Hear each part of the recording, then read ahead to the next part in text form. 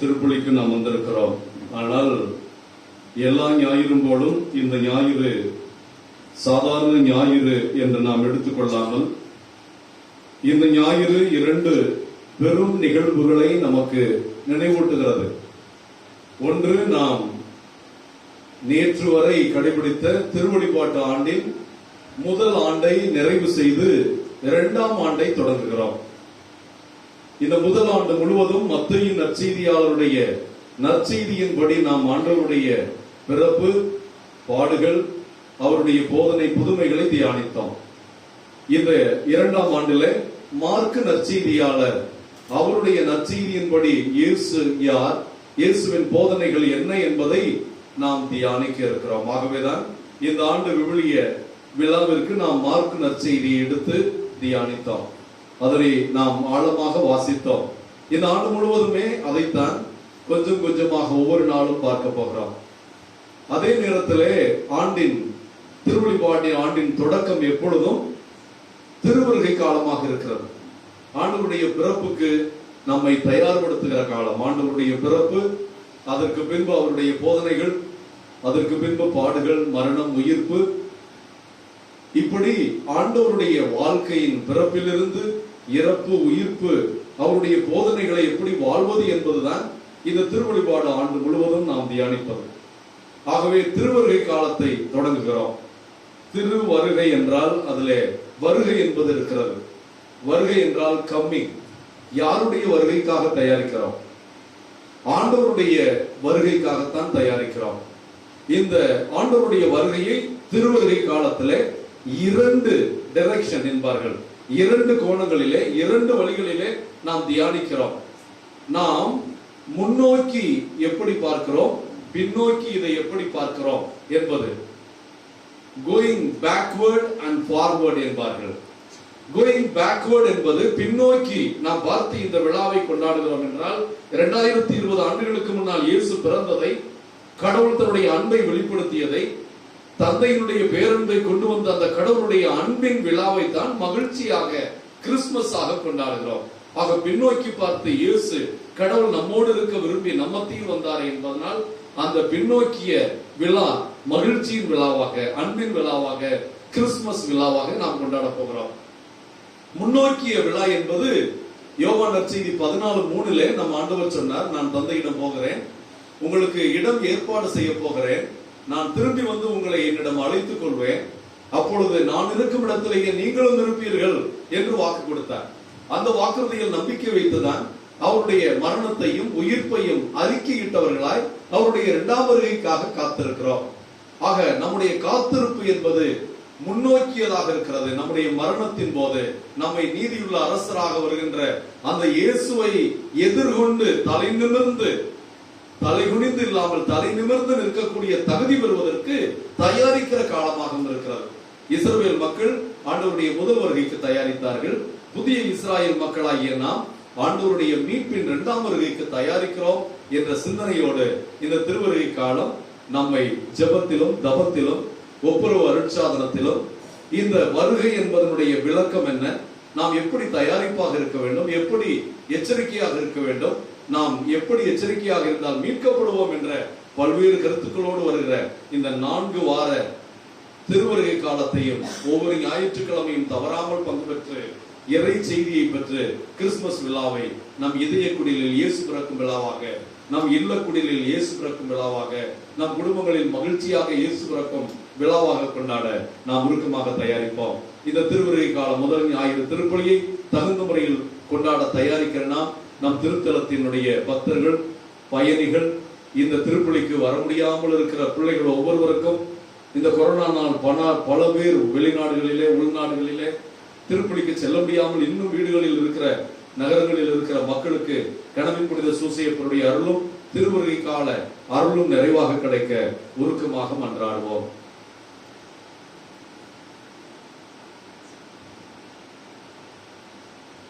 எல்லாம் வல்ல இறைவனிடமும் சகோதர சகோதரிகளிடமும் நான் பாவியேன் ஏற்றுக்கொள்கிறேன். ஏனெனில் சிந்தையாலும் சொல்லாலும் செயலாலும் கடமை தவறினாலும் பாவங்கள் பல செய்தேன். என் பாவமே என் பாவமே என் பெரும் பாவமே. ஆகையால் இப்பொழுது வானவர்கள்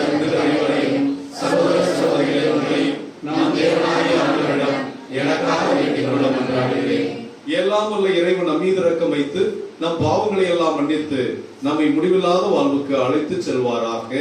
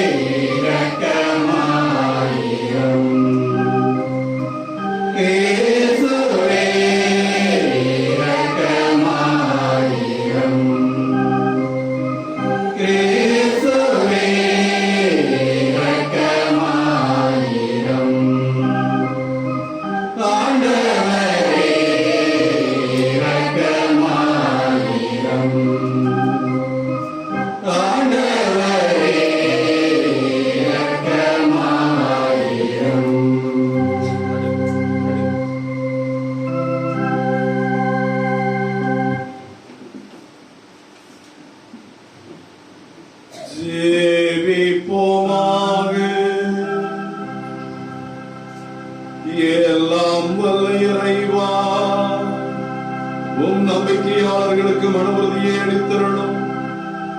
அதனால் வரவிருக்கும் உமது கிறிஸ்துவை அவர்கள் நீதி செயல்களுடன் எதிர்கொள்ளவும் அவரது வலப்பக்கத்தில் சேர்க்கப்பட்டு விண்ணக அரசை பெற்றுக் கொள்ளவும் தகுதி பெறுவோமாக. உம்மோடு தூய ஆவியானவரின் ஒன்றிப்பில் இறைவனாய் என்று வாழ்ந்து ஆட்சி செய்கின்ற எங்கள் ஆண்டவரும் திருமகனுமாகிய இயேசு கிறிஸ்து வழியாக உம்மை மன்றாடுகிறோம்.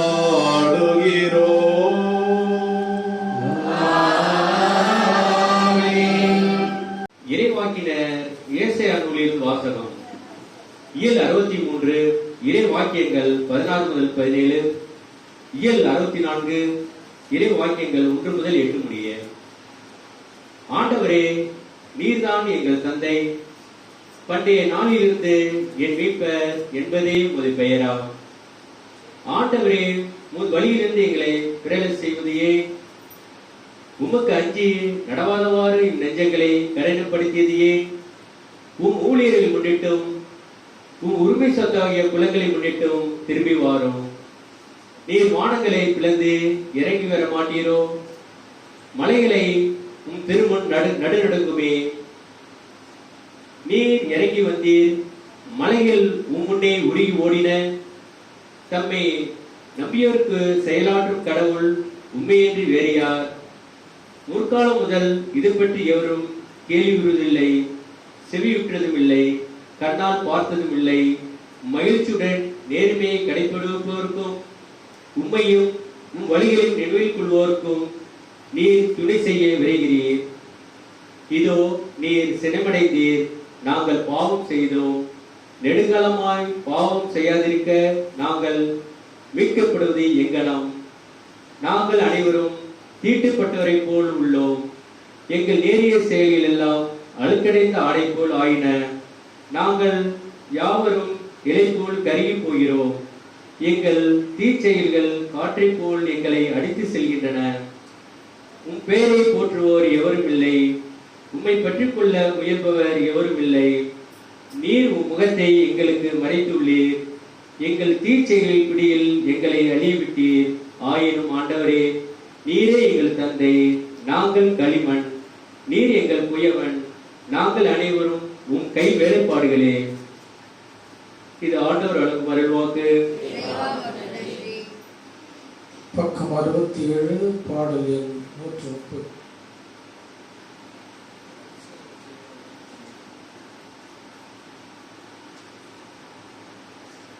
Amen.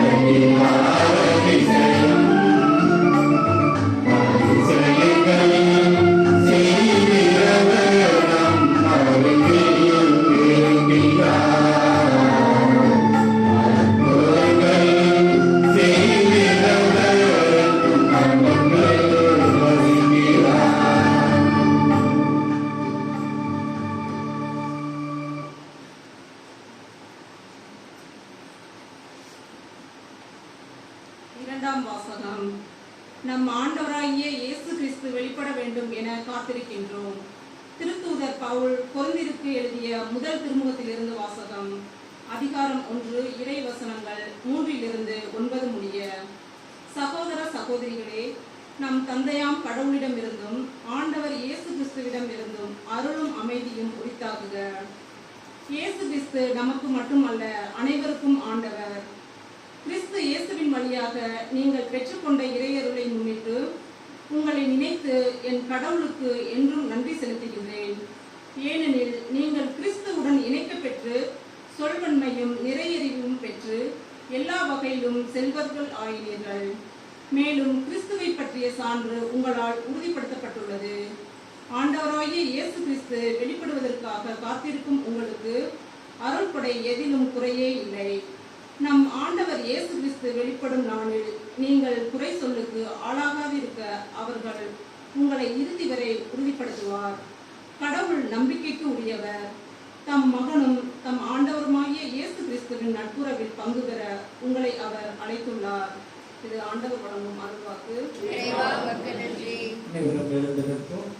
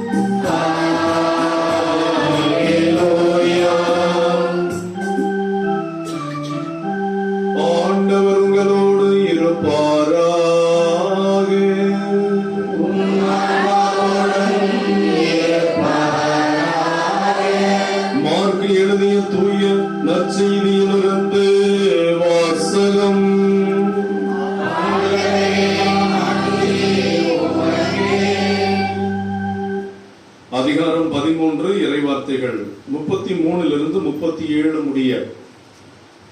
அக்காலத்தில் மானிட மகன் வருகையை பற்றி இயேசு தம் சீடர்களுக்கு கூறியது: கவனமாயிருங்கள், விழிப்பாயிருங்கள், ஏனெனில் அந்த நேரம் எப்போது வரும் என உங்களுக்கு தெரியாது.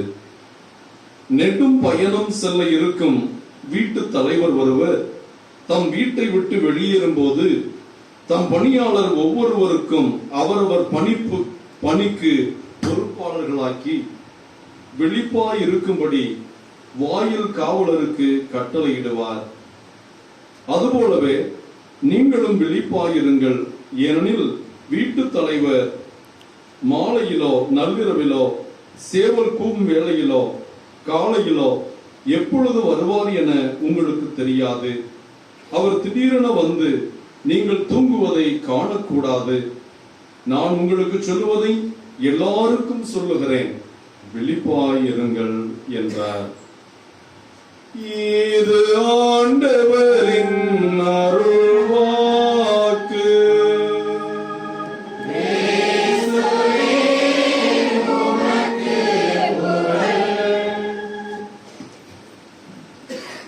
மிகவும் பிரியமான சகோதர சகோதரிகளே, எல்லாரும் நல்லா இருக்கீங்களா? இப்பதான் கிறிஸ்துமஸ் முடிஞ்ச மாதிரி இருக்கு, மறுபடியும் கிறிஸ்துமஸ் வரப்போகுது.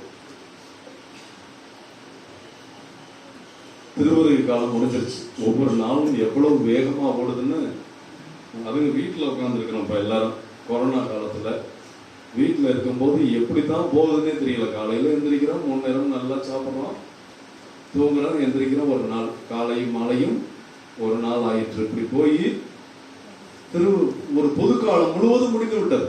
புதிய ஆண்டை நாம் தொடர்கிறோம். புதிய திருவருகை காலம். இந்த அம்மா அப்பாவுக்கெல்லாம் ஒரு கஷ்டம். கிறிஸ்துமஸ் அதுக்கெல்லாம் வந்துருச்சு, பிள்ளைகளுக்கு ட்ரெஸ் எடுக்கணும், இந்த செலவு அந்த செலவு. இந்த அம்மா அப்பாவுக்கெல்லாம் கிறிஸ்துமஸ் காலம் ஒரு கஷ்ட காலம் செலவுனால. பிள்ளைகளுக்கெல்லாம் கிறிஸ்துமஸ் காலம் ஒரு கொண்டாட்டம், மகிழ்ச்சி. பொதுவுல இந்த அட்வென்ட் அல்லது திருவருகை காலம், கிறிஸ்துமஸ் என்றாலே ஒரு சந்தோஷமா தான் நம்ம கொண்டாடிட்டு இருக்கிறோம். ஏன் அப்படின்னா இந்த காலங்களில் தான் கிறிஸ்துமஸ் தாத்தா, கேரல்ஸ், நண்பர்களை சந்திப்பது, பரிசு கொடுப்பது, கடவுள் தன் அன்பை பகிர்ந்து கொண்டதனால் இந்த விழா ஒரு மகிழ்ச்சியின் விழாவாக நாம் கொண்டாடுகிறோம். ஆகவே இந்த மகிழ்ச்சி, the joy of Christmas, மக்களுக்கெல்லாம் மாபெரும் மகிழ்ச்சியூட்டும் நற்செய்தி உங்களுக்கு சொல்கிறேன். உங்களுக்காக மெசியா பெத்லகேமிலே பிறந்திருக்கிறார். அவருடைய பிறப்பு மகிழ்ச்சி என்பதனால் இது மகிழ்ச்சி தான். இன்னைக்கு வீட்டுக்கு போனோம்னா பிள்ளைங்க எல்லாம் என்ன சொல்லலாம், இன்னும் 4 வாரம் தான் இருக்கு கிறிஸ்துமஸுக்கு, இன்னும் கரெக்டா 4 வாரம். துணி எடுத்து தச்சா 10 நாளுக்கு மேல தேவைப்படும். அதனால சும்மா கடைசி நேரத்தில் போய் கண்டதையும் எடுக்காம முன்னாடியே போய் நல்லா தெளிவா பார்த்து எடுக்கணும் அப்படின்னு சொல்ல ஆரம்பிச்சிருவாங்க. அடுத்த வாரம் ஞாயிற்றுக்கிழமை சாமியார் திருவருகை காலத்தின் 2வது வாரம் பாருல, ஃபாதரே 2வது வாரம் சொல்லிட்டாரு, இன்னும் எங்க அப்பா கிளம்புறாருன்னு பாருங்களே அப்படின்னு கேட்க ஆரம்பிச்சிருவாங்க. 3வது வாரம்னா போச்சு, அங்க ஒரே ரணகாலம் தான் இருக்கும். இப்படிதான் சின்ன பிள்ளைங்கள்லாம் எதிர்பார்ப்பாங்க. அவங்க எல்லாம் பேசிக்கும் போது நாம சின்ன பிள்ளையா இருக்கும்போது பேசியிருக்கோம்ல, உனக்கு ட்ரெஸ் எடுத்தாச்சா? எனக்கு சூப்பரா எங்க அப்பா எடுத்திருக்காரு, எனக்கு எடுத்திருக்க ட்ரெஸ் நீ பாத்தீங்கன்னா அசந்து ஒவ்வொரு பெருமைப்படுவோம். எங்க அப்பா மாதிரி உண்டா, எங்க அம்மா மாதிரி உண்டா. சின்ன பிள்ளைங்களுக்கு தான் பேச்சா இருக்கும். கிறிஸ்துமஸ் காலத்துல அந்த கிறிஸ்துமஸ் தாத்தா ஒரு சாக்லேட், ஒண்ணுக்கு ஆகாத சாக்லேட்டா இருக்கும், அவருக்கு பின்னாடி ஓடி அதை வாங்குறதுல சின்ன பிள்ளைங்களை நம்ம அடைஞ்ச சந்தோஷம் பெரும் சந்தோஷம். அந்த Christmas carols, jingle bells, silent night, இதையெல்லாம் பாடும்போது நாம் அடைகிற மகிழ்ச்சி உண்மையிலேயே அந்த செலவுகள்னாலேயோ அல்லது அதுல ஒண்ணுமே என்ன லாபம் இருக்குன்னு யோசிக்கிறதே இல்லை நம்ம. காரணம், நம்ம இந்த உலகத்துல யோசிச்சு பணம் கொடுத்து வாங்குற சந்தோஷத்தை விட அதுல பெரிய மகிழ்ச்சி இருக்கிறது என்பதை திருச்சபை உணர்கிறது. அதனால்தான் அந்த மகிழ்ச்சியை உணர்வதற்காக இந்த 4 வாரங்களிலே முதல் 3 ஞாயிற்றுக்கிழமை நம்ம பங்குல இந்த 4 மெழுகுதிரி வைப்பாங்க, அதெல்லாம் வைக்கல. எல்லாம் வைக்கணும்னு எனக்கு ஆசை. எனக்கு ஞாயிற்றுக்கிழமை மக்கள் கோயிலுக்கு வருவாங்களாங்கிறதே உறுதியா தெரியறது இல்லை. 4 வருஷம் நான் முடிக்க போறேன். அதனால நம்முடைய அந்த 4 திரிகளில 3 திரி வயலட் கலர், இந்த கலர். அது எதை குறிக்கும்னா தயாரிப்பு, ப்ரிப்பரேஷன். நீங்க பார்க்கலாம் தவ காலத்திலையும் இந்த தான் படம். நம்ம ஊதி புதன் அன்னைக்கும் இந்த கலர் தான் இருக்கும், பூ வைக்க மாட்டோம். இந்த அதே மாதிரி உன்னதங்களிலே பாட மாட்டான், அல்லேலூயா பாட மாட்டான். அப்ப இந்த நிகழ்வுகளில் எல்லாம் நம்ம பார்க்கிற எல்லாமே இருக்கிறதுனா இந்த 3 வாரமும் நாம் ஆண்டவருடைய வருகைக்கு தயாரிக்கிற வாரம். இந்த தயாரிப்புல இருக்கிறோம். 4வது வாரம் திரி பிங்க் கலர். பிங்க் கலர் ஜாய குறிக்கும், மகிழ்ச்சி. கிறிஸ்துமஸ் வந்துருச்சு.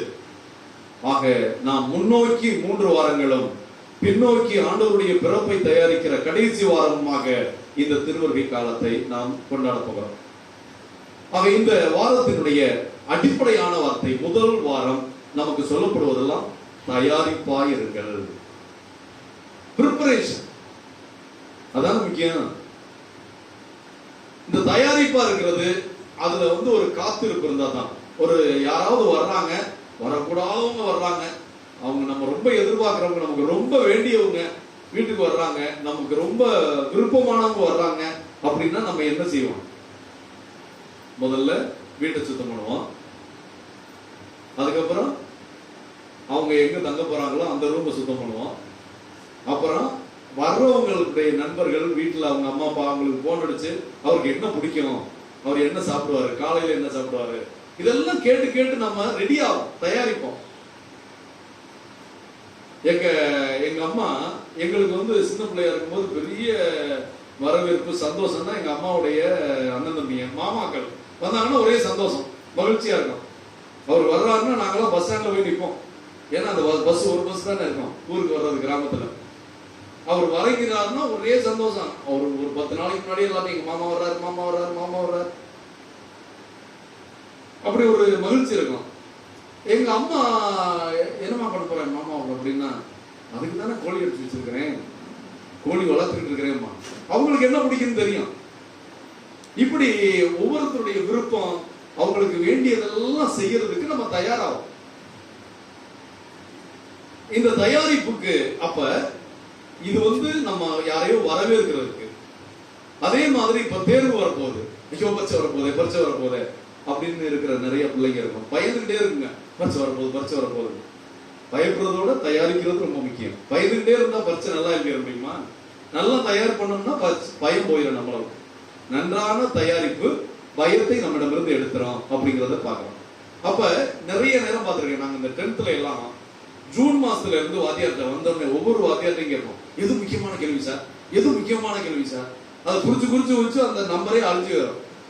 இப்படியே கடைசியா பாத்தீங்கன்னா தேர்வுக்கு முன்னாடி எல்லா கேள்வியும் முடிச்சு வச்சிருப்பாங்க. வர்ற வேலை அவனுக்கு முக்கியமான கேள்வி சொல்லியிருப்பாங்க. ஏன்னா நம்ம தயாரிக்கிறோம். அதாவது இந்த கேள்வி வர்ற கேள்வியா சொல்லுங்க, நாங்க நல்லா தயாரிக்கிறோம். அப்ப தயாரிப்பு என்பது the preparation depends, the success depends on preparation என்பார். நம்முடைய வெற்றி என்பது வாழ்க்கையில எதா இருக்கட்டுமே, நம்ம திட்டமிடுவதும் தயாரிப்பதும் அதில் நம்ம முழு ஈடுபாட்டோடு செயல்படுவதும் தான் நமக்கு வெற்றின்னு இருக்கு. அது எல்லா விதத்திலையுமே, அது தேர்வு மாணவர்களுக்காக இருக்கட்டும், அல்லது யாரையாவது சந்திக்கிற அவருக்காக எதிர்பார்ப்பா இருக்கட்டும், எல்லாத்தையும் நல்லா தயார் பண்ணா. இப்ப திருவிழா வருது, கிறிஸ்துமஸ் வருது, அப்படியே 4 வாரம் கரெக்டா பூசைக்கு வந்துட்டு வீட்டுக்கு போனீங்கன்னா கிறிஸ்துமஸ் நைட் இங்க எல்லாம் ரெடி ஆயிருமா? கேரல்ஸுக்கு கோயில் பிள்ளைங்க எல்லாம் வந்து தயார் பண்ணணும், பாடு பாடுறதுக்கு. அப்புறம் குடில் போடுறதுக்கு ஒரு வாரத்துக்கு முன்னாடியே, கிறிஸ்துமஸுக்கு முன்னாடி வந்து குடில் போடலாம், எங்க போடலாம்னு இளைஞர்கள்லாம் வரணும். நம்ம பங்குல மண்ணு மாதிரி இருக்கிறாங்க இளைஞர்கள்லாம், ஏன்னே தெரியல. யாரும் சாபம் விட்டுட்டு போயிட்டாங்களா என்னன்னே தெரியல. இந்த பங்குல இளைஞர்கள் கோயிலுக்கு வர்றதுன்னா அப்படி இருக்கிறாங்க. அவங்கதான் வந்து கேட்பாங்க, நோண்ட ஆரம்பிச்சார், ஃபாதர் இந்த வருஷம் குடியில் எப்படி போடுவோம், வானம் மாதிரி போடுவோமா, பனிமலை மாதிரி போடுவோமா, இப்படி எல்லாம் வந்து கேட்பாங்க. இவ கிறிஸ்துமஸ் பூசைக்கே பாதி பூசையில வந்து பின்னாடி நின்றுட்டு அரட்டை அடிச்சுட்டு இருக்காங்க, பாதி பூசையில வெளியே போவாங்க. இப்படி ஒரு அராத்துகளும் 7:30 இருக்கிறோம். அதெல்லாம் மாறி 8 மாறணும். ஆகவே இந்த ஒவ்வொருத்தரும் அவங்கவுங்க தயாரிப்பு, பெற்றோர்கள் குடும்பங்கள்ல தயாரிப்பாங்க. இடையில பங்கு தந்தை என்ன பண்ணுவாரு, பாட்டு கிளாஸுக்கு பண்ணுவாரு, குடில் தயாரிப்பாரு, இடையில ஒரு பாவசிங்கத்துக்கு வழி பண்ணுவாரு, மக்களுக்கு ஒரு தியானம் கொடுக்கன்னு பார்ப்பாரு. இல்லைன்னா பிரசங்கத்திலேயே இந்த தூக்கம் வருது பாருங்களேன், சீரான சொல்லி கோவில் பிள்ளைக்கு நான் தாளாட்டுற மாதிரி இருக்கு, அப்படியே தலை அப்படியே போயிட்டு வருது. அப்ப அந்த மாதிரி ஒரு நல்ல தயாரிப்பு, ஆன்மீக தயாரிப்பு கொடுக்கணும். இது பங்கு தந்தைகள். இப்ப ஒவ்வொருத்தருமே பெற்றோர்கள் பிள்ளைகளுக்கு ட்ரெஸ் எடுத்து கொடுப்பாங்க, இதெல்லாம் பண்ணுவீங்க, வீடை சுத்தம் பண்ணுவீங்க, வெள்ளை அடிப்பீங்க, அல்லது இந்த வருஷம் என்ன பலகாரம், எனக்கு தீபாவளிக்கு வாங்கியிருப்பீங்கல்ல, எல்லாரும் கொண்டாந்து கொடுத்துருப்பாங்க, கெட்டு போய் குடிச்சவராகி தூக்கி போட்டிருப்போம். இப்ப எல்லாருக்கும் நம்ம கொண்டு போய் கொடுக்கணும். பெரிய வேலை இது. எல்லாரும் கொடுத்தா ஒரு குடும்பம் சாப்பிட முடியுமா? இப்ப ஒரு குடும்பம் எல்லாரும் கொடுக்கணும். அதான் கிறிஸ்தவங்களா இருக்கனுடைய சுகமான சுமை. இப்படி எல்லாம் நம்ம பல்வேறு தயாரிப்பு பண்றோம். இந்த தயாரிப்புல அடிப்படையானது காத்திருப்பு. 10 நாள் தான் இருக்குது, இன்னும் 15 நாள் தான் இருக்குது. இதெல்லாம் யாருக்குன்னா, நாங்கெல்லாம் ஹாஸ்டல்ல படிக்கும் போது காலாண்டு லீவ் வரும்போதுதான் பரீட்சையை பத்தி எண்ணி பார்க்க மாட்டோம். பரீட்சைக்கு என்ன 15 நாள் இருக்கு, 20 நாள், இப்படி எல்லாம் என்ன மாட்டோம். ஊருக்கு போறது கடைசி பரீட்சை, இந்த வரலாறு விவேகம் முழுசா எவனுமே எழுத மாட்டேன். 3 மணி நேரம் பரீட்சை, 1 மணி நேரத்துல பரீட்சை பெயிலானாலும் என்ன போட்டுட்டு பார்த்தா அந்த பையன் தூக்கிட்டு ஓடுவாங்க பாருங்க ஹாஸ்டல்ல விட்டு. அங்க போனா முதல்ல கேள்வி பரீட்சை கேட்பாங்க. அப்ப இது எதை குறிக்குதுன்னா, நம்ம ஒரு நேரத்தை குறித்து எதிர்பார்ப்பு கூட இருப்போம், காத்துக்கிட்டே இருப்போம். அந்த காத்திருப்பு என்பது ரொம்ப முக்கியம். இந்த காத்திருப்புல ரெண்டு காத்திருப்பு இருக்கு. பஸ் ஸ்டாண்ட்ல பஸ்ஸுக்காடி காத்திருக்கிறீல்ல, ஒண்ணுமே செய்யறதில்ல, சப்புன்னு உட்கார்ந்தே இருக்கிறது, வரும்போது ஏறிக்கலாம். அந்த மாதிரி காத்திருப்பு இல்ல, செயல்பாட்டோடு கூடிய காத்திருப்பு. ஒரு விருந்தாளி வர்றாங்கன்னா அதுக்கு எல்லா விதத்திலையும் தயாராவீங்கல்ல, அவங்க வந்த உடனே போய் கடையில போய் சாமான் யாரும் சாப்பாடு வாங்கிட்டு கொடுக்கறது விருந்தாளிகள். நம்ம வீட்டுல நம்மளே அவங்களுக்கு பிடிச்சதை செஞ்சு கொடுக்கறதா உண்மையான தயாரிப்பு. இப்படிப்பட்ட தயாரிப்பை பற்றி இந்த முதல் வாரத்துல நான் பார்க்கிறோம். எல்லாத்தையும் நான் தயாரிப்பை பத்தி பேசிட்டேன். அடிப்படையில ஆண்டவர் இயேசு ஆன்மீக தயாரிப்பை பற்றி இன்றைய நற்செய்தியில் பேசுகிறார். ஸ்பிரிச்சுவல் பிரிப்பரேஷன், ஆன்மீக தயாரிப்பு. ஆன்மீக தயாரிப்புனா என்ன பாக? இதெல்லாம் எங்களுக்கு தெரியாது. நாங்களும் அப்படிலாம் ஒரு ஆன்மீகத்துல வளர்ந்த பங்கு மக்கள் அல்ல. ஆன்மீக தயாரிப்பு எங்களுக்கு கிறிஸ்துமஸ்னா தெரியும், ட்ரெஸ் எடுக்கணும் தெரியும், பலகாரம் செய்யும் தெரியும், வீடு சுத்தம் பண்ணணும் செய்யும், இதெல்லாம் எங்களுக்கு தெரியும்.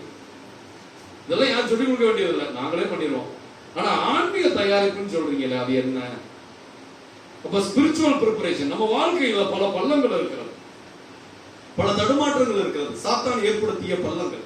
நம்ம வாழ்க்கையில எல்லாம் நல்லா இருக்குது நல்லா இருக்குன்னு சொல்லி பல பள்ளங்கள் நம்மள இருக்கிறது. ஸ்நாபகர்கள் சொல்லுவார்ல, பள்ளமானதெல்லாம் நேரா நிரவப்படுக, கரடுமுரடானதெல்லாம் சமமாக்கப்படுக, மனம் மாறி நற்செய்தி நம்புங்கள். இதுதான் இந்த ஆன்மீக தயாரிப்பு. எனக்கும் கடவுளுக்கும் உள்ள உறவு எப்படி இருக்கிறது? இயேசு என்னுடைய இதயத்தில் பிறப்பார் என்றால் நான் இதயத்தை எவ்வளவு சுத்தமா வச்சிருக்கிறேன். கிறிஸ்துமஸ் அன்னைக்கு குடில்ல பாத்துருவீங்க, கோயில்ல பாப்பீங்க, டிவில பாப்பீங்க, படத்துல பாப்பீங்க. உங்க இதயத்துல இயேசுவை பார்க்கணும்.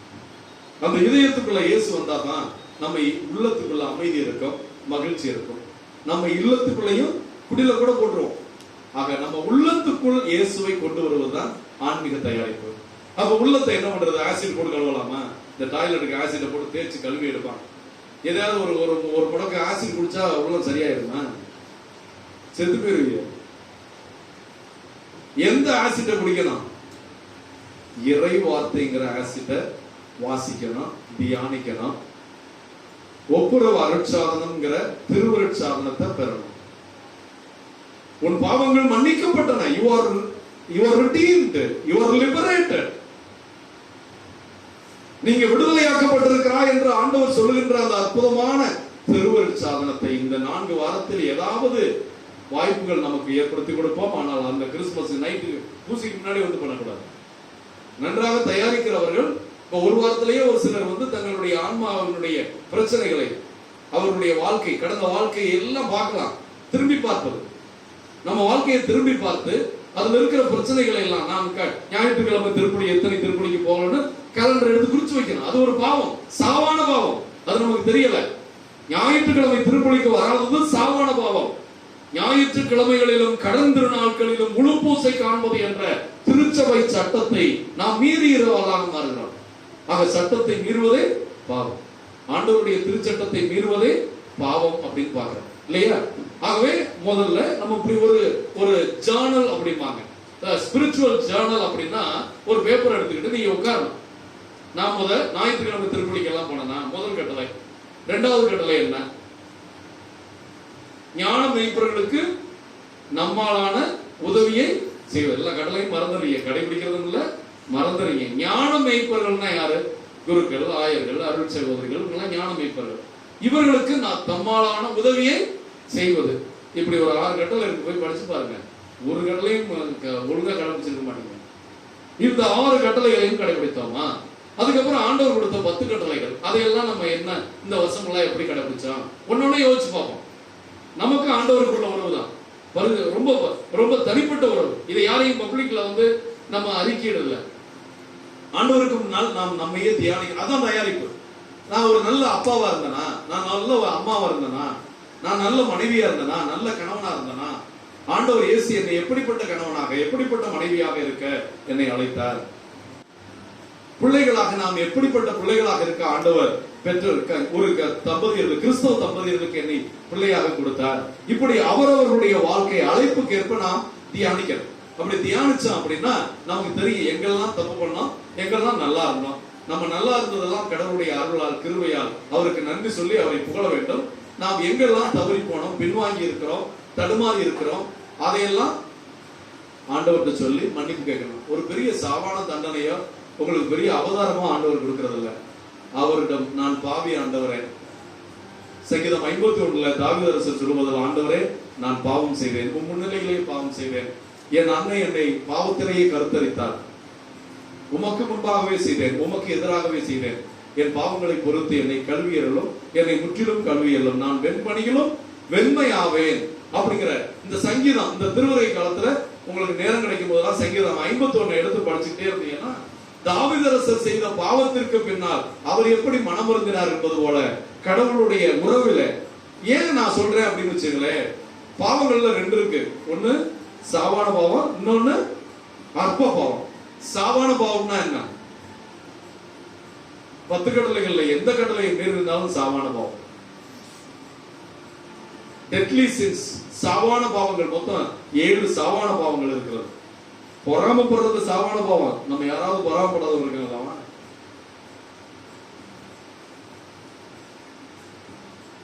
இச்சை கொள்வது சாவான பாவம். நம்மள்ட்ட யாராவது இச்சை இல்லாதவங்க இருக்கிறோமா? இந்த 7 பாவங்களையும் 10 கட்டளைகளையும் திருச்சபை கட்டளைகளையும் எல்லா கட்டளைகளையும் ஏதோ ஒரு விதத்திலே நாம் எல்லாம் மீறியவர்கள், என்னை முதற்கொண்டு. ஆகவே ஆண்டவரே, உமக்கு முன்பாக நிற்கக்கூடிய தகுதியுள்ளவன் யார்? எந்த விதத்திலும் தகுதி இல்லாத என்னை நீர் ஏற்று அன்பு செய்து எனக்காக விண்ணிலிருந்து மண்ணுக்கு இறங்கி வந்து எங்களோடு இருந்து எங்களை ஆசீர்வதித்து மறுபடியும் எங்களை மீட்டுக் கொண்டு விண்ணகத்துக்கு போக நீர் கொண்ட திருவுளத்தை நினைக்கும் போது உம்முடைய பேரன்பை மறந்து உமக்கு எதிராக உம் முன்னிலையிலேயே நான் குற்றம் செய்தேனே என்று நீங்கள் உணர்ந்து இந்த ஜேர்னலை தயார் பண்ணணும். நல்ல பாவசிங்கத்துல பண்றவங்க எப்பவும் ஒரு பேப்பரோட வருவாங்க சாமியார். பாவசிங்கத்துல உட்கார்ந்துக்கிட்டு எதாவது மறந்துட்டு போயிட மாட்டாங்க. இல்லைன்னா சொல்ல விரும்பாத பாவங்கள் எல்லாம் சேர்த்து மறந்த பாவங்களா சொல்லி இன்னொரு பாவத்தை ஏற்றுக்கூடாது. பாவசிங்கத்திலேயே பாவம் பண்றவங்க இருக்காங்க. ஒரு சில பாவங்களை சாமியார் சொல்ல முடியாது அவங்களுக்கு. இல்லைன்னா சொல்ல வைக்கலாம். சாமியாருக்கு தெரிஞ்சு போனா நம்மளை என்ன நினைப்பாரு அப்படின்ட்டு கடைசியாக சாமி சொன்ன பாவங்களுக்காகவும் சொல்ல மறந்த பாவங்களுக்காகவும் சொல்லிட்டு இவங்க மறைச்ச பாவங்கள் சொல்லாம மறந்த பாவங்கள் சொல்லி ஒரு பாவத்தை ஏற்படுத்திக்கிறாங்க. இப்ப நம்ம வாழ்க்கையில இப்படி எல்லாம் கடவுளை எப்படியெல்லாம் ஏமாத்தலாம், எப்படியெல்லாம் நம்ம நல்லவங்களா ஒரு ஒரு முகமுடிய போட்டுக்கிட்டு வாழ்றோம். கடவுளுக்கும் வண்டவாளம் தண்டவாளம் எல்லாம் தெரியும். உன்னுடைய நேரும் குறுக்கும் ஆண்டவருக்கு தெரியும். உன்னை பத்தி எனக்கு நல்லா தெரியும். ஆண்டவர் சொல்கிறார், நீ தாயின் கருவறையில் உருவாகும் முன்பே நான் உன்னை அறிந்திருக்கிறேன். I know you. உன்னை என் உள்ளங்கையில் பொறித்து வைத்திருக்கிறேன். உன்னை பெயர் சொல்லி அழைத்திருக்கிறேன். இப்படி எல்லாம் சொல்ற ஆண்டவர்கிட்ட முன்னாடி ஒண்ணு, ஊரை ஏமாத்தலாம், பாறை ஏமாத்தலாம், யாரையும் ஏமாத்தலாம், ஆனால் கடவுளை ஏமாற்ற முடியாது என்ற விதத்திலே நம்மையே நாம் ஆண்டவருக்கு முன்னால் ஒரு வெளிச்சத்துக்கு முன்னாடி நம்ம இருந்தோம்னு வச்சுங்களேன். இந்த லைட்டை போட்டதுக்கு அப்புறம் எவ்வளவு பிரைட்டா நான் எதையாவது மறைக்க முடியுமா? நம்ம நினைச்சுக்கிறோம் இந்த வெளிச்சத்தை நிப்பாட்டிட்டு ஜன்னல் எல்லாம் மூடிட்டு கதவெல்லாம் மூடிட்டு ஏதாவது தப்பு பண்ணா யாருக்கும் தெரியாது, யாருக்கும் தெரியாது. ஆனா ஒருத்தருக்கு தெரியும். அவர் பார்த்து கொண்டு இருக்கிறார். அவர் காண்கின்ற தேவன், நம்மை காக்கிறவர் மட்டுமல்ல, காண்கிற தேவன். இந்த ஒரு தனிப்பட்ட உறவுல ஆண்டவருடைய அருகாமைக்கு வருவது, நற்கருணைக்கு முன்னால் உட்கார்ந்து ஆராதிப்பது, இறைவார்த்தையை படித்து தியானிப்பது, ஒரு பைபிள் வசனத்தை எடுத்து தியானிக்கலாம். இன்னைக்கு நற்செய்தி, மார்க் நற்செய்தி 13வது அதிகாரம் 33ல இருந்து 37 வரைக்கும் இந்த வாரம் முழுவதும் ஒவ்வொரு நாளும் 3 வசனம் தான். 2 நிமிஷம் ஆகும் ஒரு நாளைக்கு. காலையில எந்திரிச்சு வாசிட்டு நாள் முழுவதும் ஆண்டவர் அதை சொல்லி இருக்கிறதை எல்லாம் தியானிச்சு பார்க்கலாம். அடுத்த வாரம் ஞாயிற்றுக்கிழமை சொல்ற நற்செய்தி அப்புறம் தியானிக்கலாம். இதுதான் ஆன்மீக தயாரிப்பு. அன்புக்குரிய தேவ பிள்ளைகளை, இப்படி நாம் ஏன் தயாரிக்க வேண்டும், ஏன் காத்திருக்க வேண்டும்? பாத்துக்கலாமே. நிறைய பேரு எப்பா என்ன இதை செய்யலையா, பாத்துக்கலாம் ஃபாதர், இப்ப சூழ்நிலை சரியில்லை, பின்னாடி பாத்துக்கலாம் ஃபாதர், இப்ப என்ன அவசரம், இன்னும் கிறிஸ்துமஸுக்கு எத்தனை 4 வாரம் இருக்கு. நிறைய பேர் தவக்காலம் வரணும்னே காத்துக்கிட்டு இருப்பாங்க. அப்போ மாலையை கொடுத்து 40 நாள் குடிக்க மாட்டாங்க. 40 நாள் முடிச்ச உடனே சேர்த்து வச்சு குடிப்பாங்க. நல்லது செய்யறதுக்கும் திருந்துறதுக்கும் நல்ல காலம் இல்லை. இன்னைக்கு திருந்தணும், திருந்தன்னு முடிவு பண்ணிட்டீங்கன்னா இன்னைக்கு திருந்தணும். இன்னைக்கு திருந்தனா நீ என்னைக்கு திருந்த மாட்ட. அதுதான் தூய ஆவியினுடைய தூண்டுதல். நீ ஏதோ ஒன்று உன் வாழ்க்கையில் மாற வேண்டும் என்று இறைவன் சொல்லிவிட்டார் என்றால், நாளை பார்த்துக் கொள்வோம் என்றால், நாளை முதல் குடிக்க மாட்டேன் அப்படின்னு பாடிட்டு நாளைக்கு வரவே வராது வாழ்க்கையில. நாளைக்கு காலையிலேயே நாளைன்னு அடுத்த நாளை சொல்லிடுவார். எந்த ஒரு கெட்டதையும் நிறுத்துவதற்கு இன்றுதான், எந்த ஒரு நல்லதையும் தொடங்குவதற்கு இன்றுதான். நாளை பற்றிய கவலையில் இன்றைக்கு நாம் செத்து போய்விடக்கூடாது. இப்படிப்பட்டதெல்லாம் இருக்கணும். ஆகவே இந்த அருமையான காலத்துல நம்ம காத்திருக்கிறது எதுக்காக அப்படின்னா, ஆண்டவர் வருவார் என்று நமக்கு தெரியும். ஆண்டவர் சொல்லியிருக்காருல, திருப்பலியில என்ன சொல்றான்? இது விசுவாசத்தின் மறைபொருள் அப்படின்னா நீங்க எல்லாரும் என்ன பதில் சொல்றீங்க? என்ன சொல்றீங்க? ஆண்டவரே தேவரீர் வருமளவும் உமது இறப்பையும் அறிக்கையிடுகிறேன், உயிர்ப்பையும் எடுத்துரைக்கிறேன். ஆண்டவரே நீங்க வர்ற வரைக்கும் நான் இந்த உலகத்துல வேற எதுவுமே செய்யல. உங்களுடைய மரணத்தையும் உங்கள் உயிர்ப்பையும் என்னை மீட்பதற்காக நீங்கள் செத்து உயிர்த்தீர்களே, அதை நான் அறிக்கையிட்டுக் கொண்டிருக்கிறேன். அதைத்தான் இந்த திருவதி காலத்துல அறிக்கையிட்டு அவருடைய வருகைக்கு காத்திருக்கிறான். அவருடைய வருகைக்கு காத்திருக்கணும் அப்படின்னா அவரே சொல்லியிருக்காரு வருவேன்ட்டு. யோவான் நற்செய்தி 14வது அதிகாரம் 3வது வசனத்துல, நான் தந்தையிடம் போகிறேன், நான் போய் உங்களுக்கு இடம் ஏற்பாடு செய்ய போகிறேன், நான் மறுபடியும் திரும்பி வந்து உங்களை தந்தையிடம் கூட்டி செல்வேன், அப்பொழுது நான் இருக்கும் இடத்தில் நீங்களும் என்னோடு தந்தையோடு இருப்பீர்கள். நான் சொல்லல, ஆண்டவர் சொல்லியிருக்கார். யோவான் நற்செய்தி 14:3 சொல்லியிருக்கார். இதை முழுமையா நம்பிய புனித பவுலடியார் 2 திமோத்தி 4வது அதிகாரம் 7-8 2 வசனங்கள்ல அழகாக சொல்லுகிறார்கள்.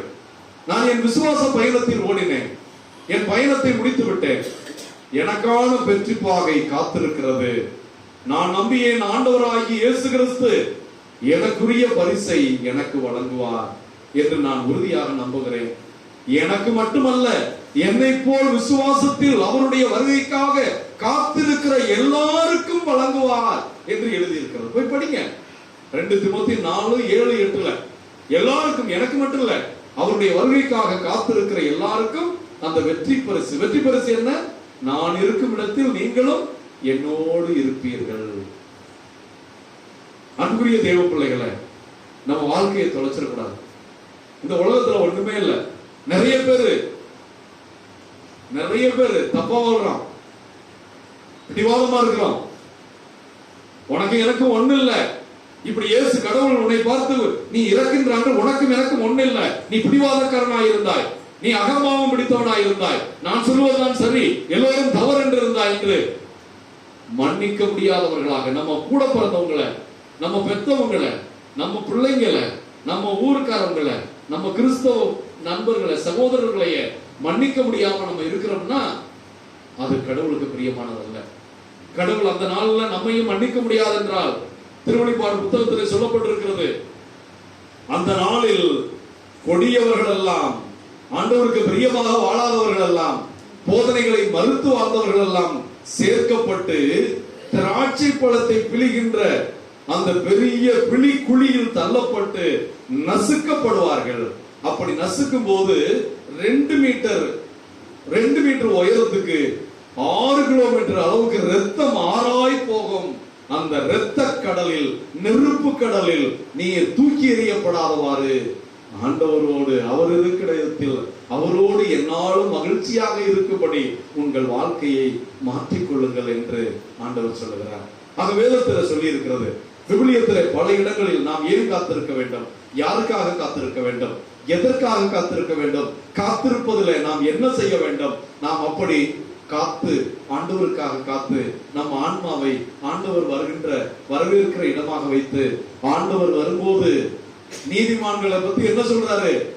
அந்த நாள் வரும்போது நீங்கள் அச்சப்பட வேண்டாம், தலை நிமிர்ந்து நில்லுங்கள், உங்கள் மீட்பு அருகாமையில் இருக்கிறது. ஆக தலைவனுடைய வருகைக்காக காத்திருக்கிறவன், தூங்கி விடாதவன், எச்சரிக்கையாக இருக்கிறவன், எதற்கும் பயப்பட வேண்டியதில்லை. நன்றாக தேர்வுக்கு படித்திருக்கிறவன், அவன் பேனாவையும் பென்சிலையும் ஸ்கேலையும் மட்டும்தான் எடுத்துட்டு போவான், வேற எதையும் அவனுக்கு தேவையில்லை. அவன் எல்லாவற்றையும் படித்து விட்டான்.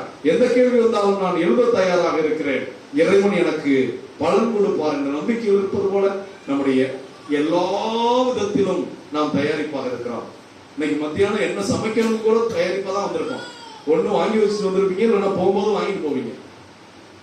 சிக்கன் வாங்குறதா, மட்டன் வாங்குறதா, எல்லாத்துக்கும் நமக்கு தயாரிப்பு இருக்கு, எல்லாத்துக்கும் தயாரிக்கிறோம். ஆனால் இறைவனை மட்டும் நாம் மறந்து வாழ்ந்து கொண்டிருக்கிறோம். ஜெபிக்க நேரம் இல்லை, விவிலியம் படிக்க நேரம் இல்லை, திருப்பலிக்கு போக நேரம் இல்லை, தியானிக்க நேரம் இல்லை, எல்லாவற்றுக்கும் நேரம் இருக்கிறது. இறைவா உனக்கு மட்டும் நேரம் இல்லை என்று கூப்பாடு போடுகிறவர்களுக்கு ஒரு நேரம் வரும். அந்த நேரம் உங்கள் மரணத்தின் நேரமாக இருக்கும்.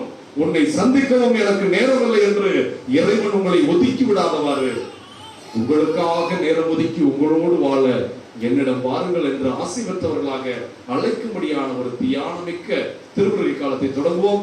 நல்ல தேவன் நம்மிலே தொடங்கி இருக்கிற இந்த திருவருகைக்கார அருளின் காலம் ஆசீர்வாதங்களையும் கிருபையையும் இந்த கிறிஸ்துமஸ் விழாவிற்கு முன்னால் நிறைவாக கொண்டு வர தேவன் நம்மையும் நம் பங்கு மக்களையும் ஆசீர்வதிப்பாராக. ஆமென்.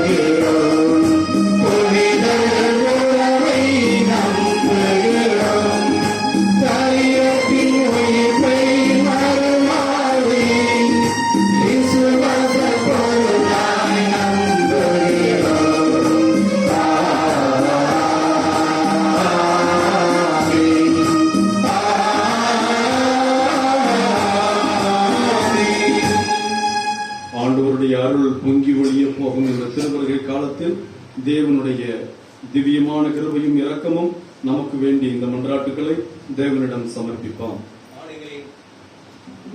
ஆடுகளின் பெரும் மேய்ப்பராக இறைவா, உமது திருவருளிலே இணைந்திருக்கின்ற எம் திருத்தந்தை கர்தினால்மார்கள், எம் ஆயர்கள், குருக்கள், கன்னியர்கள், உமது பிள்ளைகள் நாங்கள் யாவரும் தூய ஆவியின் கனிகளை அறிந்து அதன் வழியாக உமது இறையாட்சியை கட்டியெழுப்பிட எங்களை வழி நடத்திட இறைவா உம்மை மன்றாடுகிறோம். ஆண்டவரே, நீர் ஆட்சி செய்கின்றீர், மாற்றியாக ஆடை அணிந்துள்ள இறைவா. நல்லாகிய இறைவா, இத்திருவருகை காலத்தில் எம் பங்கு மக்கள் அனைவரும் இறை அன்பு, பிறர் அன்பு இவற்றில் நாளும் வளர்ந்து கிறிஸ்துவுக்கு ஏற்ற சாட்சிகளாக திகழ வரமல்ல இறைவா உம்மை மன்றாடுகிறோம். இஸ்ரேல் கடவுளாகி ஆண்டவரை போற்றுவோம். ஏனெனில் தம் மக்களை தேடி வந்து விடுவித்திருக்கிறார். ஆண்டவரே, இருளிலும் இறப்பின் பிடியில் உள்ளோருக்கு ஒளி தரவும், நம்முடைய கால்களில் அமைதி வழி நடக்க செல்லவும், உமது பரிவுள்ளத்தாலும் இரக்கத்தினாலும் விண்ணிலிருந்து விடியலாய் இத்திருவருகை காலத்தில் எங்களை தேடி வருகின்ற இறைவா, உமது திருவுள்ளம் என்ன என்பதை நாங்கள் உணர்ந்து அதற்கேற்ப நாங்கள் பயணித்து வாழ எங்களை வழி நடத்திட இறைவா உம்மை மன்றாடுகிறோம். ஆபிரகாம், ஈசாக்கு, யாக்கோபின் ஆண்டவரே, இந்த காலை திருப்பலிக்காக உமக்கு நாங்கள் நன்றி கூறுகிறோம். உமது தூய திருப்பலியை நிறைவேற்றும் குருவானவரை ஆசீர்வதித்தரலும், அவருக்கு நல்ல உடல் உள்ள ஆரோக்கியத்தை சுகத்தை தந்திரலும். இவர் கனவின் சூசியப்பர் ஆலயத்தை கட்டி எழுப்புகின்ற அவருடைய தொலைநோக்கு பார்வையை ஆசீர்வதித்தரலும். உமது பிள்ளைகளாய் நாங்கள் எஸ்ரா, நோகமியா, சொருபை போல நாங்கள் வாஞ்சியோடு இந்த ஆலயத்தை கட்டி எழுப்பிட எங்கள் வழி நடத்திடல இறைவா உம்மை மன்றாடுகிறோம். இயேசு கிறிஸ்து நமக்கு மட்டும் ஆண்டவர் உள்ள அனைவருக்கும் ஆண்டவரே, உலக மாந்தர்களுக்காக நாங்கள் இறைஞ்சுகிறோம். ஆண்டவரே, இந்த உலக மாந்தர்கள் அனைவரும் இயேசு கிறிஸ்து என்று எல்லாமே அறிக்கையிட நாங்கள் சிறந்த கருவியாக நற்செய்தியாக நாங்கள் மாற எங்களை வழி நடத்திட இறைவா உம்மை மன்றாடுகிறோம்.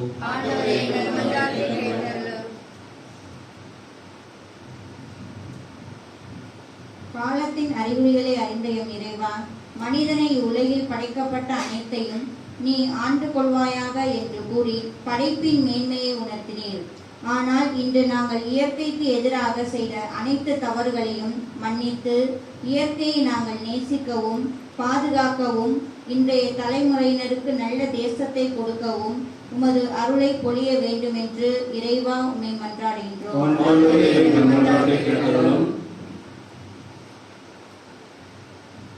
எங்கள் வாழ்வின் நிறைவாகிய இறைவா, வரும் கிறிஸ்து பிறப்பு பெருவிழாவின் முன் தயாரிப்புகளை நாங்கள் பெறும் வெற்றி வெளி அடையாளங்களை மையப்படுத்தி வாழாமல் ஆன்மீக தயாரிப்புகளில் எங்களை புதுப்பித்துக் கொண்டு உம் பிறப்பு ஏழைகளுக்கு நற்செய்தியாக அமைந்தது போல நாங்களும் நற்செய்தியின் தூதுவர்களாக வாழ வரமருள வேண்டும் என்று இறைவா உம்மை மன்றாடுகிறோம்.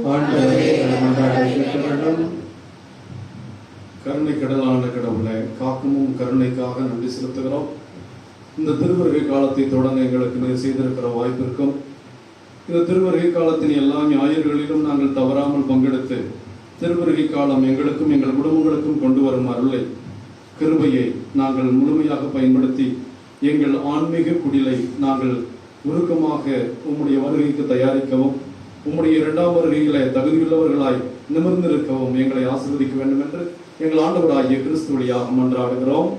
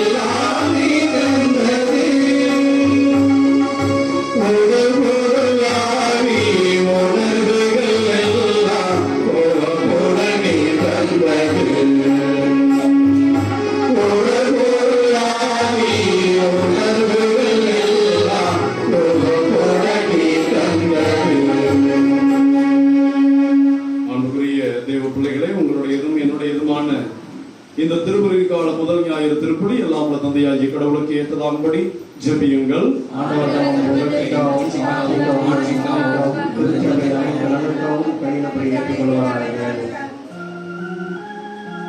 ஆண்டவரே, நீங்கள் எங்களுக்கு அளித்துள்ள கொடைகளிலிருந்து நன்றி பெருக்கு மிக்க மக்களாக நாங்கள் ஒப்புக் கொடுக்கும் இக்காணிக்கைகளை தயவாய் கண்ணோக்கி அருளும்.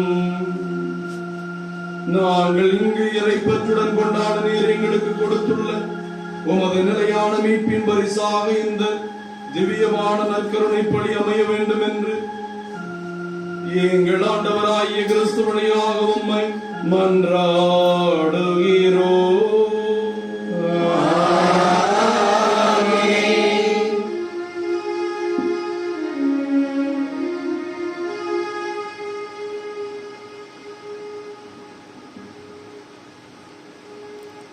ஆண்டவர் உங்களோடு இருப்பாராக.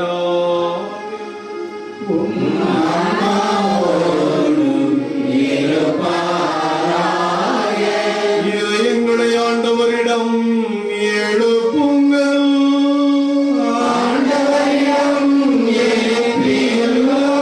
நாம் இறைவனாகிய ஆண்டவருக்கு நன்றி கூறுவோம்.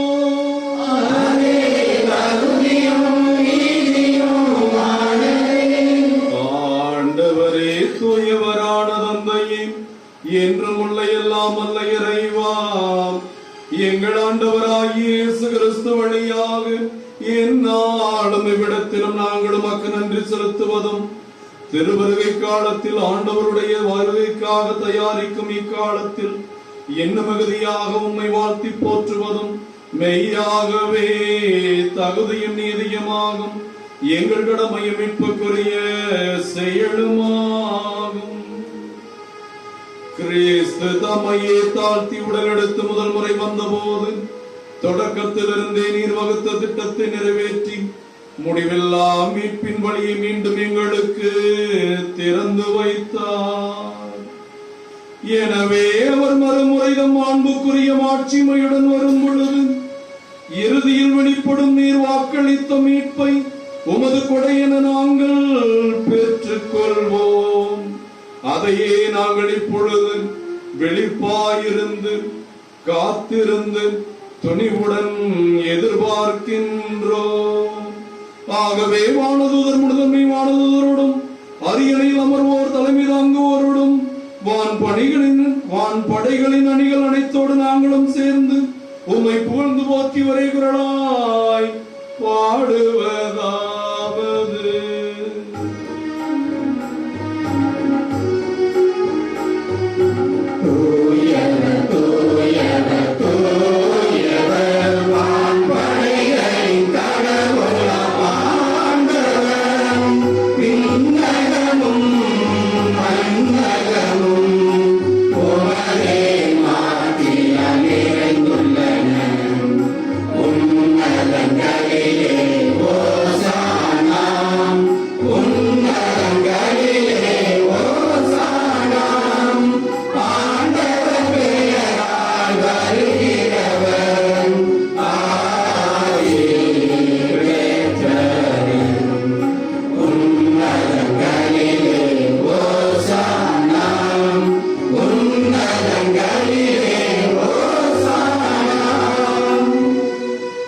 இது முக்கியமான நேரம். இது எழுந்தேற்றம் என்று சொல்லுகிறோம்.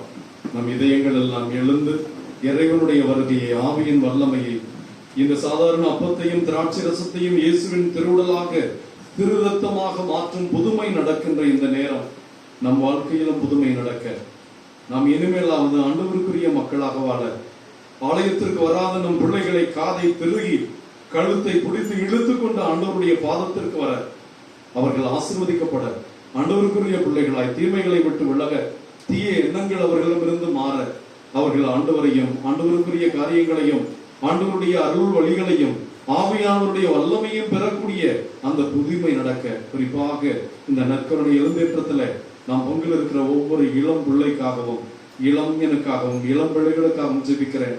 அவர்களிடம் இதய இயக்கம், இயேசுவுக்கான இயக்கம் அதிகமாகட்டும். ஆண்டவரே, நீர் மெய்யாகவே தூயவர், தூய்மை அனைத்துக்கும் ஊற்று. ஆகவே உம்முடைய பரிசுத்த ஆவியை பொழிந்து காணிக்கைகளை தூய்மைப்படுத்தோமை வேண்டுகிறோம். இவ்வாறு எங்கள் ஆண்டவர் இயேசு கிறிஸ்துவின் உடலும் இரத்தமுமாக இவை எங்களுக்கு மாறுவதாக. அவர் பாடுபட மனமோந்து தம்மை கையளித்த போது வணக்கத்துக்குரியதும் திருக்கரங்களால் அப்பத்தை எடுத்து தந்தையாகிய கடவுளுக்கு நன்றி செலுத்தி தம் சீடர்களுக்கெல்லாம் அளித்து அவர் கூறியதாவது: அனைவரும் இதிலிருந்து பெற்று உண்ணுங்கள், ஏனெனில் இது உங்களுக்காக கையளிக்கப்படும் என் உடல்.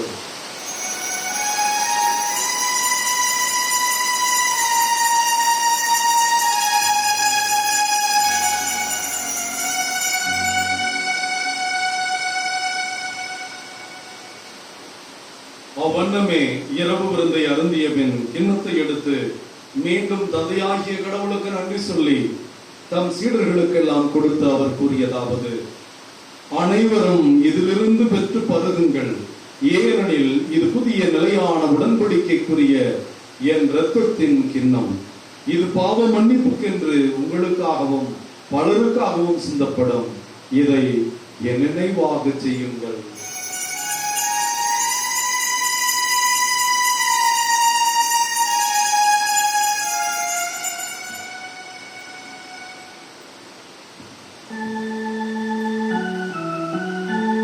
இறை நம்பிக்கையின் மறைபொருள்.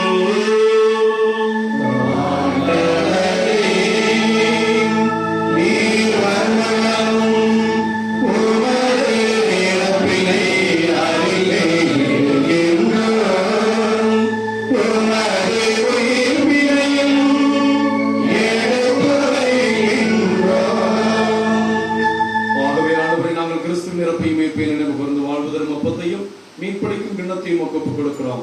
உம் திருமணம் என்று உமக்கு ஊழியம் புரிய தகுதியற்ற எங்களை உம் திருமணம் அழைத்து வந்து உமக்கு ஊழியம் புரிய தகுந்தவர்கள் என எம்மை ஏற்றுக்கொண்ட உம் கிருபைக்காக நன்றி செலுத்துகிறோம். கிறிஸ்து ஆண்டவருடைய உடலையும் இரத்தத்தையும் பாக்கியத்தோடு உண்ணப்போகும் பாக்கியம் பெற்ற நாங்கள் பரிசுத்த ஆவியின் அருளால் ஒன்றுபட்டு ஒப்புரவிலே எங்கள் அனைவரையும் நாங்கள் ஏற்று ஒருவருக்கு ஒருவர் மன்னித்து உன் பிள்ளைகளாக வாழ ஆசீர்வதியும். உலகமெல்லாம் பறந்து கிடக்கிறோம். திருச்சபைக்காக ஜெபிக்கிறோம்.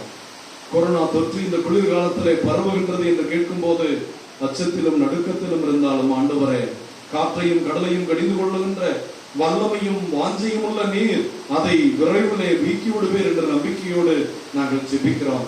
எங்கள் திருத்தந்தை பிரான்சிஸ், எங்கள் ஆயர் தேவதாஸ் அம்பரோஸ், எல்லா திருநிலையினராகிய அனைவரையும் உன் பிள்ளைகள் ஒவ்வொருவரையும் என் பங்கு மக்களையும் ஆண்டவர் இயேசுவின் அன்பில் நிறைவடைய செய்தரலும். உயிர் திருவோம் என்ற நம்பிக்கையோடு வாழ்ந்து இறந்து போன எங்களுடைய பெற்றோர், உற்றார், உறவினர், யாரும் நினையாத ஆன்மாக்கள், இந்த திருப்பலிகள் நாங்கள் நினைவு கூறும் ஆன்மாக்கள். இந்த மாதத்தின் இறுதியில் இருக்கிறோம். இறந்தோருக்கான மாதத்துல யாரும் நினையாத ஆன்மாக்களையும் விண்ணகராஜ்யத்தில் ஏற்றுக்கொள்ளும். இம்மண்ணகத்திலே உம்முடைய வருகைக்காக காத்திருக்கிற எங்களையும் ஆசீர்வதியும். வாஞ்சைக்கும் மாண்புக்கும் உரிய எங்கள் விண்ணகத்தாய் அன்னை மரியா, அவருடைய அன்பு கணவரான எங்கள் பாதுகாவலர் கனவின் புனித சூசையப்பர், இயேசுவின் திருத்தூதர்கள், இவ்வுலகில் மகோதவராய் வாழ்ந்த எல்லா புனிதர்களோடும் நாங்கள் நிலையான வாழ்வில் தோழமை கொண்டு உம் திருமகன் இயேசு கிறிஸ்து வழியாக உம்மை புகழ்ந்தீர்த்து மரமரல உம்மை தாழ்மையாய் வேண்டுகிறோம்.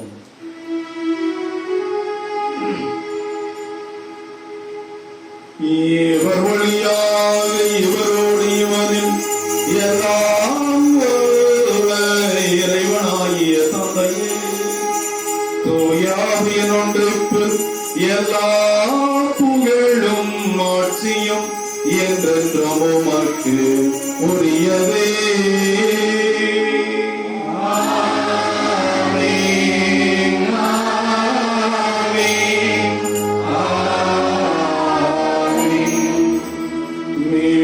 கட்டளையால் கற்பிக்கப்பட்டு தேவ படிப்பினையால் பயிற்சி பெற்றுள்ள நாம் நம் ஆண்டவர் கற்பித்த ஜெபத்தை விசுவாசத்தோடு ஜெபிப்போம்.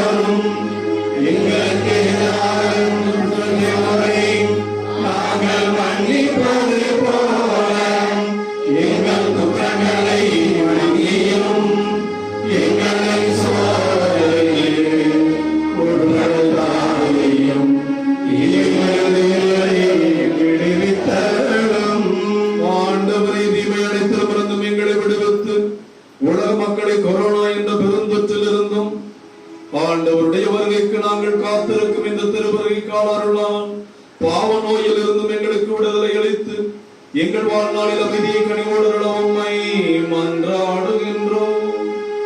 உமது இரக்கத்தின் உதவியால் நாங்கள் பாவத்தில் இருந்து எப்போதும் விடுதலை பெற்று யாதொரு கலக்கமும் இன்றி நலமாயிருப்போமாக.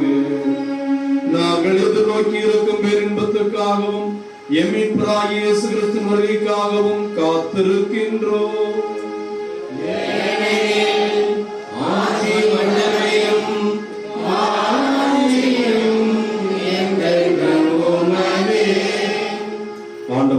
இயேசு கிறிஸ்துவே, அமைதியை உங்களுக்கு விட்டுச் செல்கிறேன், என் அமைதியை உங்களுக்கு தருகிறேன் என்று உம் சீடர்களுக்கு வாக்களித்தீரே.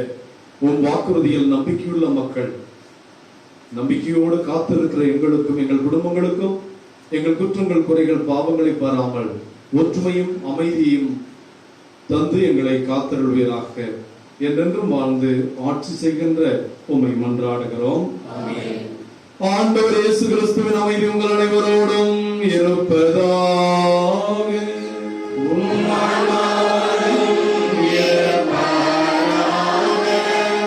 அன்புக்குரிய தேவ பிள்ளைகளே, ஒப்புரவு அருளடையாளம், பாவ சங்கீர்த்தனம், மன்னிப்பு, இதுதான் உண்மையான ஆன்மீக தயாரிப்பு என்பதை உணர்ந்து நாம் யாரோடெல்லாம் மனத்தாங்களாக இருக்கிறோமா, அவர்கள் செய்த குற்றங்களை நாம் நினைவு கூர்ந்தால், நாம் செய்த குற்றங்களை எல்லாம் கடவுள் நினைவு கூர்ந்தால் என்ன ஆகும் என்று யோசித்தால், கடவுள் நம்மை மன்னிக்க வேண்டும், நம்மை ஏற்றுக்கொள்ள வேண்டும் என்று நாம் ஜெபிக்கிறோம்.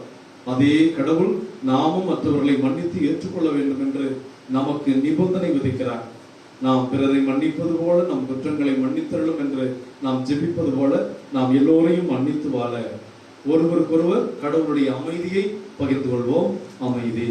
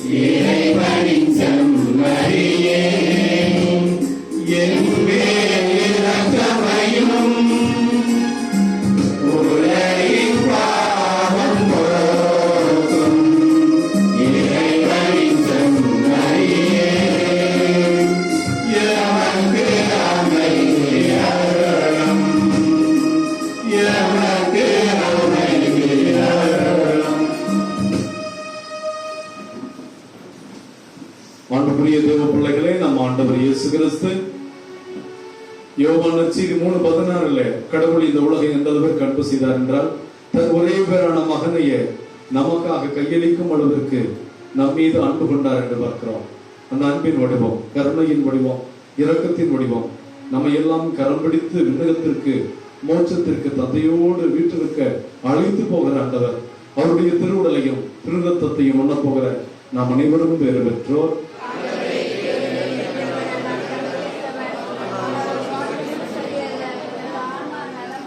கிறிஸ்துவின் திருவுடலும் திருரத்தமும் இதை உட்கொள்ளும் எனக்கும் உங்களுக்கும் நித்திய வாழ்வளிப்பதாக.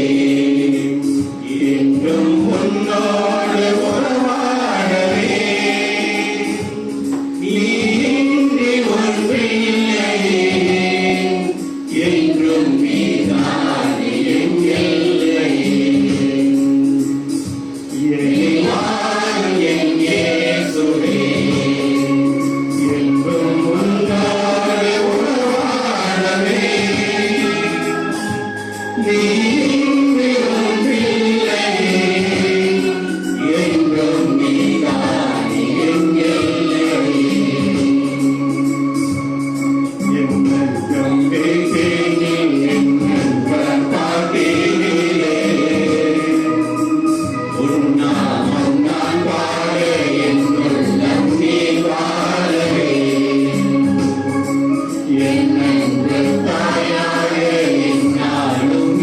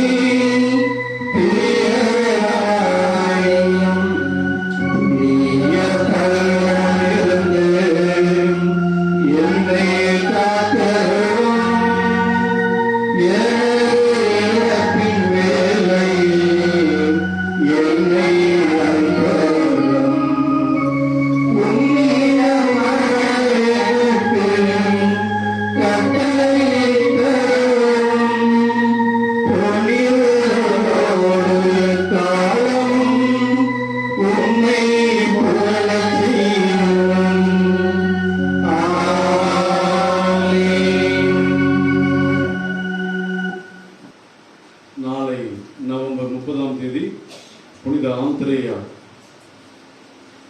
ஆண்டவருடைய 12 சீடர்களில் ஒருவரானுடைய திருவிழா.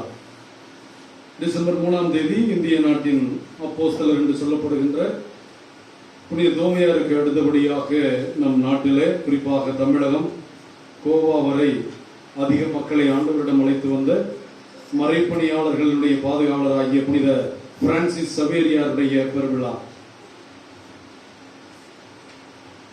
டிசம்பர் 4ஆம் தேதி தமஸ்கு நகர் புனித ஜான் அருளப்பரின் மறைவுள்ளவரின் திருநாள். டிசம்பர் 6ஆம் தேதி புனித நிக்கோலாஸ் ஆயருடைய திருநாள்.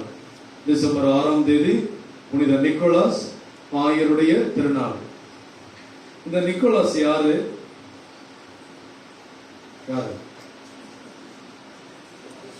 அவர் யாருன்னா எனக்கு என்ன? இந்த நிக்கோலாஸ் தான் ஒரு ஆயர், ஆனால் வித்தியாசமான ஆயர். இவர் பகலெல்லாம் பணியாக்கி விட்டு மாலை 6 மணி ஆயிடுச்சுன்னா ஒரு பெரிய பைய தூக்கி போட்டுக்குவாராம், தோல்ல போட்டுக்கிட்டு தெரியாத மக்கள், ஏழைகள், இவங்க வாழ்ற இடத்துல போய் அவங்க வீடுகள்ல சாப்பாட்டு பொருட்கள், துணிமணிகள் இதெல்லாம் கொடுப்பார். ஒவ்வொரு நாளுமே இதை செய்வார். ஒரு சில வீட்டுல தங்கி அவங்களோட பேசிட்டு ஆறுதல் சொல்லிட்டு வருவாராம். இவர் சொன்ன வாக்கியம் தான், கிறிஸ்து தன்னை கொடுத்தார் என்றால் நம்மிடம் இருக்கிற ஒரு சில பொருட்களை மற்றவர்களுக்கு கொடுப்பதை தவிர வேறு எதிலே நாம் நல்ல கிறிஸ்தவனாக மாறிவிட முடியும் என்று சொல்லியிருக்கிறார். இதை வழக்கமாக கொண்டுதான் கிறிஸ்துமஸ் காலத்துல இந்த கிறிஸ்துமஸ் தாத்தா வந்தார். நிக்கோலாஸ் நிக்கோலாஸ் நிக்கோலாஸ்ங்கிறத இங்கிலீஷ்ல எப்படி சொல்றது? Saint Nicholas. Saint Nicholas Santa Claus ஆயிடுச்சு. செயின்ட் நிக்கோலாஸ் என்னாச்சு? Santa Claus. சாண்டா அப்படின்னா ஸ்பானிஷ்ல சாண்டா, சாண்டா அப்படின்னா செயின்ட். அப்ப லத்தீன்லையும் சாண்டா. கத்தோலிக்க திருச்சபையில லத்தீன் மொழி நம்முடைய மதத்தினுடைய ஆட்சி மொழி. அந்த மொழியில சாண்டா நிக்கோலாஸ், சாண்டா நிக்கோலாஸ் அப்படிங்கிறது தான் சாண்டா கிளாஸ் ஆகி கிறிஸ்துமஸ் தாத்தா சாண்டா கிளாஸ் வந்துட்டாரு அப்படிங்கிறாங்க. ஆகவே இந்த கிறிஸ்துமஸ் காலத்தில் வர இந்த திருநாள் நமக்கு மிகவும் பிரசித்தி பெற்றது. ஆகவே நாம் இந்த சாண்டா கிளாஸ் திருநாளை நாம் மகிழ்ச்சியாக கொண்டாடி அன்பை பகிர்வது எப்படி என்று தியானிக்கலாம். அதுபோல டிசம்பர் 7ஆம் தேதி புனித அகஸ்தினாரை மனமாற்றிய புனித அம்புரோசியாருடைய திருநாள். புனித அம்புரோசியார் பேராயராக இருந்தபோதுதான் புனித அகஸ்தினாரை அவருடைய மறையுறையிலே மனமாற்றினார். நம்முடைய ஆயருடைய பெயரும் புனித அம்புரோஸ். அவருடைய நாம விழாவையும் கொண்டாடுகிறோம். நம்முடைய ஆயருக்காகவும் அன்று ஜெபித்துக் கொள்வோம். எழுந்த நன்றி இறைவனுக்கு நன்றி செலுத்துவோம். நன்றி கூறி மன்றாடுவோமாக. ஆண்டவரே, நிலையற்றவற்றின் நடுவில் நாங்கள் வாழ்கின்றோம். எனவே நாங்கள் பங்கேற்கும் மறை நிகழ்வுகள் விண்ணகத்துக்குரியவற்றை அன்பு செய்யவும், நிலைத்து நிற்பவை மீது பற்று கொள்ளவும் எங்களுக்கு உதவுவதாக. எங்கள் ஆண்டவராகிய கிறிஸ்து வழியாக உம்மை மன்றாடுகிறோம்.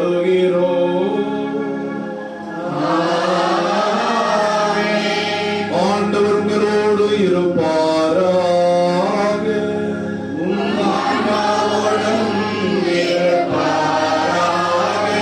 எல்லாம் வல்ல இறைவன் பிதா, சுதன், பரிசுத்தாவி உங்களையும் உங்கள் குடும்பங்களையும் திருவருகைக்காரருடன் நிறைவு செய்து கனவின் புனித சூசையப் பொருளியாக ஆசீர்வதிப்பாராக. விழிப்பாயிருந்து தயார் செய்யவும், எச்சரிக்கையாய் நம் கிறிஸ்தவ வாழ்வை ஆண்டவரை நோக்கி பயணிக்கவும் சென்று வாழுங்கள். திருப்பலி நிறைவேறிற்று.